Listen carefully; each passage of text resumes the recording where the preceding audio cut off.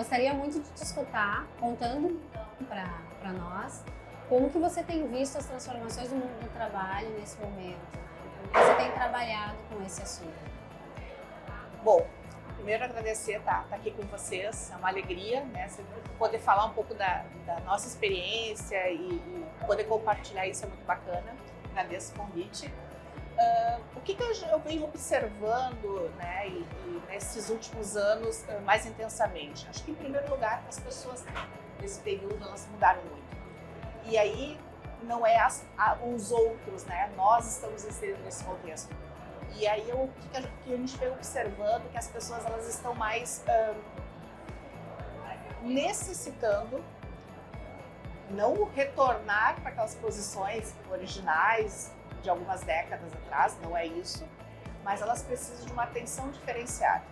E essa atenção diferenciada está sendo um grande desafio para as organizações, porque as pessoas hoje elas não buscam mais um contexto de por que tal pessoa tem o privilégio tal.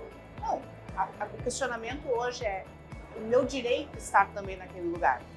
Então a gente percebe uma mudança de maturidade em relação a essas questões. As pessoas não aceitam mais uma explicação vaga, uma resposta simples no sentido de ser rápido, sem uma discussão, sem um aprofundamento. Então as pessoas vêm mudando, né? E fruto disso, então esse conflito de gerações é até uma questão que às vezes eu me questiono, né? Porque o conflito de gerações não deixa de ser os que vêm depois da gente, que a gente ajudou a construir. Então, a gente ajudou a construir essa geração, a educar essa geração.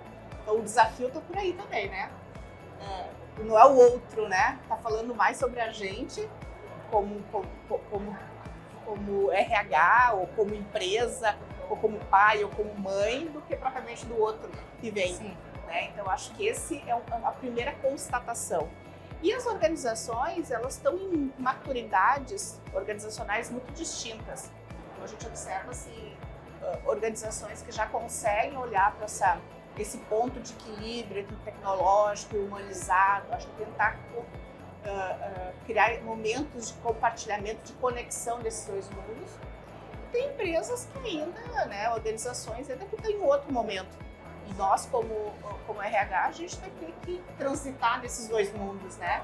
De poder olhar para o que vem, porque é a tendência no mundo do trabalho, mas ainda convivendo e tendo que administrar entendimentos, né? E organizações, ajudando essas organizações a poderem olhar de maneira diferente para esse público, né?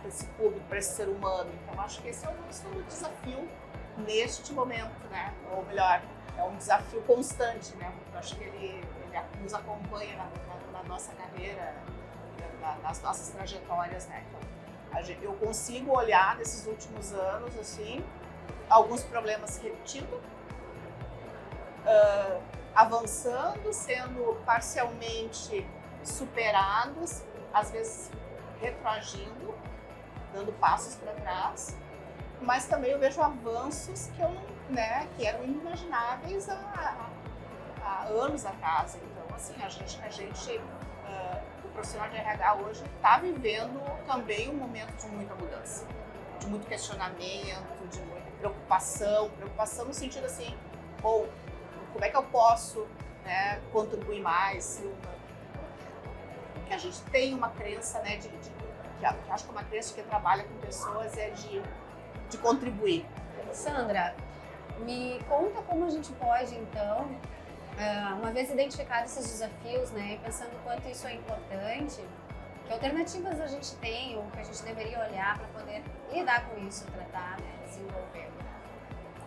Acho que como gestão de pessoas, ou RH, né, acho que o termo hoje gestão de pessoas no sentido de apoiar nesse processo de gestão, acho que ele é mais oportuno.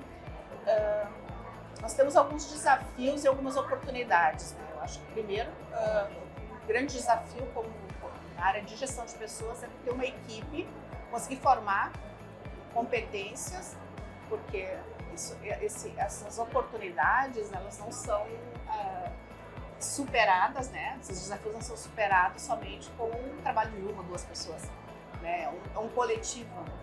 E aí a gente tem que olhar um pouco para a formação de equipe, porque a gente percebe assim que o mercado, às vezes, também ele acaba sendo muito reducionista e fica muito focado em processos, e aí tu precisa muito de uma questão de visão sistêmica, né? Em alguns momentos de perfis que consigam transitar por esses diversos momentos da organização. Então, não é um perfil fácil de formar e não é um perfil que tu contrate, né, assim, aleatoriamente e é muito simples. Então, acho que esse é um primeiro ponto, é tu conseguir ter um espaço, uma área de gestão de pessoas que comece a olhar para isso também com o mesmo entendimento. Então, acho que esse é um primeiro desafio de quem senta nessa cadeira. O segundo desafio é tu construir um ambiente propício para que esses desafios,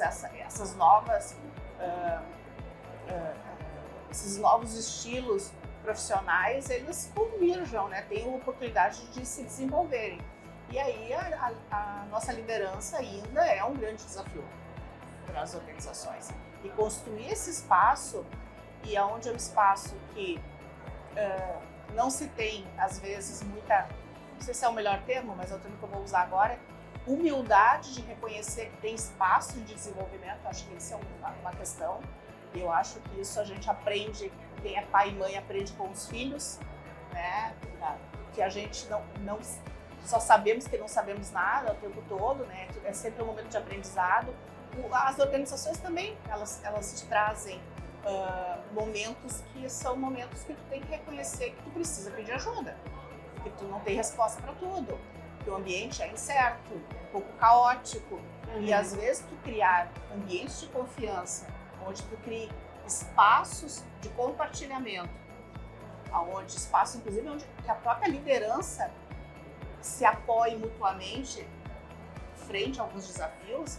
Eu acho que esse é um dos papéis, né? Claro que um dos papéis de RH é ajudar nas questões transacionais, funcionais da organização. Isso a gente nem discute mais, isso está dado, está posto. Né? Agora, abrir esses momentos de poder trabalhar essas incertezas está sendo um momento bem rico, né? Porque quando tu oportuniza esses espaços, tu percebe que as respostas às vezes está ali posta já. E processo terapêutico, né? Às vezes só precisa falar, externalizar para poder. Não sou psicóloga de formação, sou administradora, mas a gente percebe que o processo conversacional, o diálogo ainda é uma grande ferramenta de desenvolvimento, né? De escutar, de conversar, de se colocar no lugar do outro, né? De aprender com as experiências. Então, eu acho... A narrativa é rica, né? A gente percebe que as narrativas pessoais de todos, independente. Eu gosto de comentar, esses dias eu estava na universidade e às vezes a gente fala assim, de humanizar o espaço de trabalho, né? Às vezes o espaço de trabalho fica muito tempo naquele espaço, tem algumas instituições que já querem o ambiente super clean, tem algumas instituições que gostam de ver ali o ambiente com a fotografia da família, as suas plantas e tal. E aí tinha uma moça fazendo a higienização do corredor em cima do carrinho dela. Eu achei de uma delicadeza, gente, de uma singeleza. Ela tinha um buquezinho de flores no espaço de trabalho dela. Aí alguém perguntou, por que tu me tirou foto? Não, ninguém tirou foto, né? Assim, invasiva, nem nada do gênero. Mas aquilo me tocou, sabe? É independente da posição, do lugar de fala, de onde é que está atuando, tu tem oportunidade de contribuir. A tua história toca o outro. Em algum momento, aquela imagem me tocou, né? Então essa acho que é a diferença, onde está o especial de lidar com pessoas. A história do outro te toca. Então um dos desafios, né, diante do que tu traz, é essa percepção sobre o outro, sobre a identidade que o outro está trazendo, cuidado dessa narrativa, do que ele está dizendo, né, comunicando. Porque assim, né, Kátia, tecnologia está posta, ela é necessária, ela é fundamental, não vamos retroceder, ninguém vai mais voltar para as cavernas. Sim. Não vamos mais conseguir viver nas cavernas, né? É só ir pro... Quando a gente era adolescente, a gente ia para camping, né? Quem consegue hoje? Eu não consigo mais ficar no camping, né? Nem... Porque a gente não consegue mais voltar para aquilo que a gente já passou. A gente tem que ter novos desafios, novas sensações, novos sentimentos. E assim está sendo um pouco as organizações. Elas não conseguem também retroceder naquilo que elas avançaram. Os desafios que tu trouxe, né? Lá de trás, de um mundo em transformação, onde as pessoas estão querendo ser e tentando ser mais protagonistas. A liderança precisa ser treinada e capacitada As pessoas para acolher isso, né? E como endereçar depois, né? as pessoas elas querem um protagonismo, ainda sem saber muito bem o como, né? Então, criar esses momentos também da pessoa poder verbalizar e se expor um pouco mais é importante. Por outro lado, as organizações elas têm que se preparar para poder também ouvir. Né? As organizações têm dificuldade de ouvir. Né? A gente é bom em falar, mas não é bom em ouvir. Então, a gente, de alguma forma, é importante. Né? Então, criar esses momentos de desenvolvimento da liderança em que ele consiga perceber essas mudanças que são inevitáveis, né? E tranquilizar também um pouco a liderança. Né? Porque também isso gera uma ansiedade muito grande para a liderança, né? De ver esse mundo todo sendo constantemente alterado, provocado, modificado, questionado, e parece que nunca chega num ponto final, e não chega. Né? A gente não chega nesse ponto final. Eu acho que tranquilizar nesse aspecto, acho que é importante também. Perfeito, perfeito. Muito obrigada pelas tuas Ajudei, dicas. É claro que sim, né? Pela tua troca de experiência, acho que isso é sempre importante. Pelo viés de quem está na frente do RH, né? Quem escuta, quem acolhe, quem ajuda a construir boa parte dessas práticas. Muito legal.